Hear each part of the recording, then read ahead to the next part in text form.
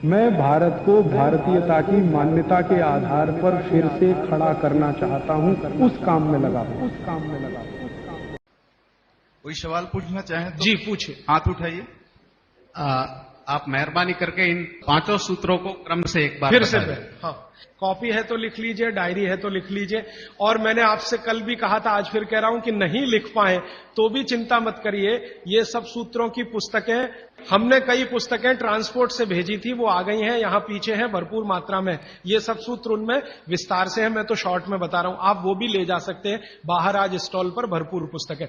राजीव जी, आपके प्रथम सूत्र के अनुसार सोलार कुकर कितना उपयोगी है? हाँ, बहुत अच्छा सवाल है, मैं इंतजार कर रहा था कोई पूछे। देखिए, मेरे प्रथम सूत्र के अनुसार सोलर कुकर सबसे ज्यादा उपयोगी है।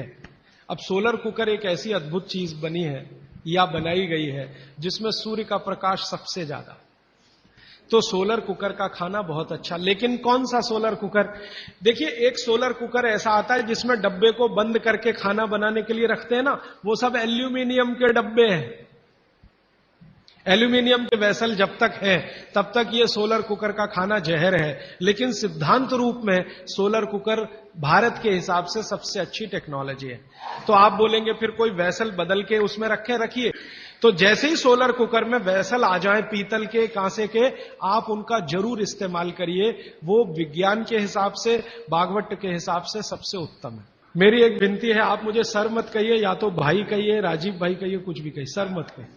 आदरणीय राजीव भाई, आपके दूसरे सूत्र के हिसाब से 48 मिनट में खाना खा लेना चाहिए, पर जो बच्चे स्कूल सुबह चले जाते हैं और शाम को घर आते हैं, उनका हम क्या बहुत करें? अच्छा, उसके लिए मैं एक विकल्प बताता हूं। जो बच्चे आपके सुबह सुबह स्कूल चले जाते हैं, कि बच्चों को खाना खिला के स्कूल भेजिए। आप बोलेंगे जी खाते नहीं है, मैं आपको इसका तरीका बता देता हूं कैसे खाएंगे वो खाना। हमारे शरीर की अपनी एक साइकिल है, और वो साइकिल ये है कि कोई भी खाना खाएं तो उसके 8 घंटे के बाद ही भूख लगेगी आपको। तो एक रात पहले का खाना उनको उस समय खिला दीजिए कि सुबह तक 8 घंटे पूरे हो जाए। माने अगले दिन शाम को ही खाना खिला दीजिए, रात को मत खिलाइए। शाम को 6 बजे तक अगर आपने खाना खिला दिया, 6 बजे तक, तो 8-9 बजे तक सोने की नींद उनको आई जाएगी। क्योंकि 1.5 घंटे के बाद जैसे ही खाना पच के रस में बदलता है, बॉडी का ब्लड प्रेशर अपने आप बढ़ना शुरू कर देता है, और ब्लड प्रेशर बढ़े तो नींद आनी ही है, रुक नहीं पाएंगे आप। तो शाम का खाना 6 बजे उनको खिला दीजिए, 8 बजे तक नींद आ जाएगी, और 6 बजे से 8 घंटा गिनेंगे तो सवेरे 4-5 बजे तक वो पूरा हो जाएगा। तो 4-5 बजे के आसपास जब वो सोकर उठेंगे तो इतनी तेज भूख लगी होगी कि आप रोटी दाल चावल खिला दो, वो खा के चले जाएंगे। आपको थोड़ा बदल ये करना है कि रात को हम बच्चों को 10 बजे खाना खिला रहे हैं या 11 बजे खिला रहे हैं, उसके 2 घंटे के बाद रस बन रहा है तो 1 बज जाएगा। 3-4 बजे तक आधा खाना पचा, आधा नहीं पचा, सवेरे उठने पर भूख लगेगी कैसे?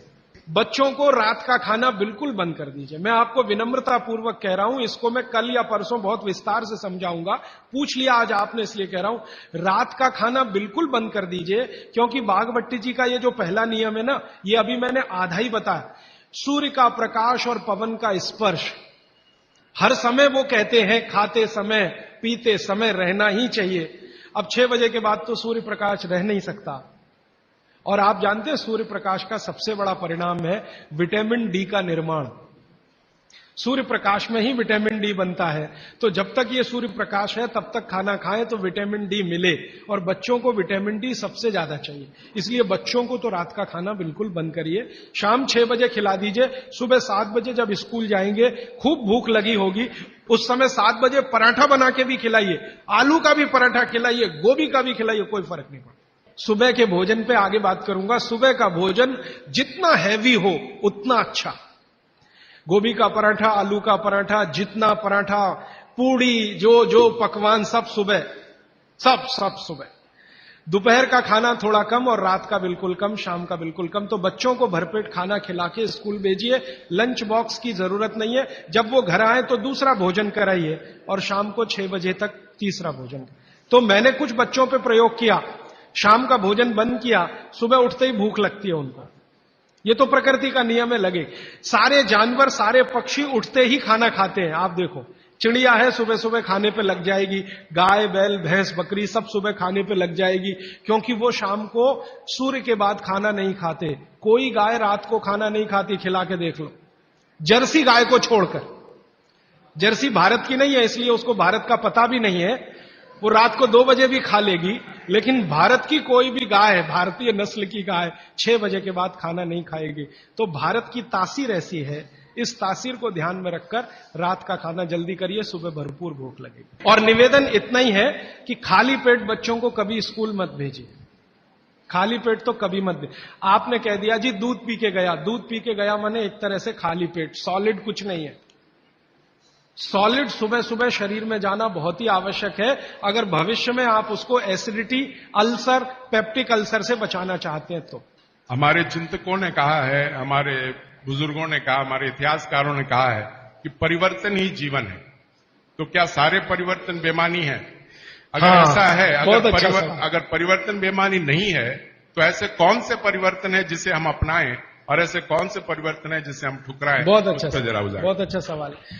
देखिए, दुनिया में हर समय परिवर्तन होते हैं, ये प्रकृति का नियम है और यही जीवन है, ये बिल्कुल सही बात है। लेकिन हमें ध्यान ये देना है कि कौन से परिवर्तन हमारे अनुकूल हैं और प्रतिकूल हैं, बस इतना ध्यान देना है। अब इस बात को भागवत जी कहते हैं एक सूत्र में, अब आपने पूछ लिया तो वो सूत्र भी वो ये कहते हैं कि जिस आबो हवा और परिस्थिति में आप रहते हैं उसमें रहते हुए जो परिवर्तन होगा वो आपके अनुकूल है, और जो आबो हवा और परिस्थिति में आप नहीं रहते हैं वहां जो परिवर्तन होगा और आप उसको धारण करेंगे वो आपके प्रतिकूल है। अब मैं इसको और स्पष्ट करता हूं। यूरोप और अमेरिका में पिछले 100 साल में जितनी रिसर्च हुई वो उनके लिए बहुत अनुकूल है। उनके लिए रेफ्रिजरेटर यूरोपियन लोगों के लिए बहुत काम की चीज है। जब मैं ये भाषण जर्मनी में दूंगा तो उल्टा ही बताऊंगा उनको, मैं कहूंगा जरूर रेफ्रिजरेटर लाओ, माइक्रोवेव ओवन भी रखो। उनके लिए बहुत अनुकूल है क्योंकि उनकी कंडीशन में वो परिवर्तन हुआ है। हमारी कंडीशन में जो हम परिवर्तन करेंगे वो हमारे लिए अनुकूल होगा। अब जैसे मैं आपको उदाहरण दूं, चक्की है, चक्की, तो चक्की में एक परिवर्तन आज हुआ है, पहले वो नहीं था, आज हुआ है। हमने चक्की में बियरिंग लगा दिया है। पहले चक्की में बियरिंग नहीं होता था, खाली वो एक ऐसा लोहे का वो डंडी होता था और उसके चारों तरफ हम उसको चाक को घुमाते थे, बीच में लकड़ी का एक उसमें वो लगाते थे। वो लकड़ी का हमने निकाल के उसमें बियरिंग लगा दिया, ये भी परिवर्तन हुआ, ये हमारे अनुकूल बैठता है। क्योंकि बियरिंग लगने के बाद उसका जो फ्रिक्शन है वो कम हुआ, और फ्रिक्शन कम हुआ तो हम कम श्रम में ज्यादा उत्पादन ले सकते हैं। श्रम तो हो ही रहा है, लेकिन जितने श्रम में हम पहले 1 किलो आटा लेते थे उतने ही श्रम में अब 3 किलो आटा मिल रहा है। यह भी परिवर्तन है, लेकिन ये हमारे अनुकूल है। दोस्तों, सबसे पहले तो चैनल सब्सक्राइब करें, फिर लाइक, कमेंट और शेयर करें, और हाँ, हमारा एंड्रॉयड ऐप डाउनलोड करना ना भूलें।